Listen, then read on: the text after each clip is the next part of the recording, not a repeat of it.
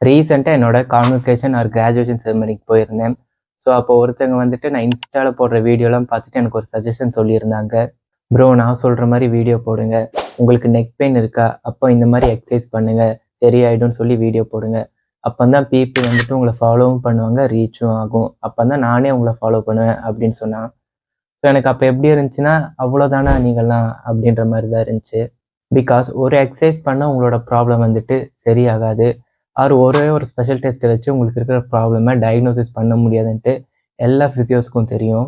But 90% of physios போடுற content அப்படி தான் இருக்கும். இந்த ஒரு எக்ஸசைஸ் பண்ணிங்கன்னா இந்த ஒரு பெயின் போயிடும், இந்த ஒரு ஸ்பெஷல் டெஸ்ட் பண்ணி பாருங்கள், இது பாசிட்டிவாக வந்துச்சுன்னா உங்களுக்கு இந்த ப்ராப்ளம் இருக்குது அப்படின்ற மாதிரி தான் இருக்கும். ஆக்சுவலாக அவங்க நாலேஜ் ஷேர் பண்ணுறேன் அப்படின்னு நினச்சிட்டு இது பண்ணுறாங்க அப்படின்னா which is completely wrong. Because ஒரு டாக்டர் எப்படி டேப்லெட்டை மெடிசனாக ப்ரிஸ்கிரைப் பண்ணி கொடுக்குறாங்களோ அதே மாதிரி தான் ஃபிசியோஸ் வந்து எக்ஸசைஸை ப்ரிஸ்கிரைப் பண்ணி கொடுப்பாங்க.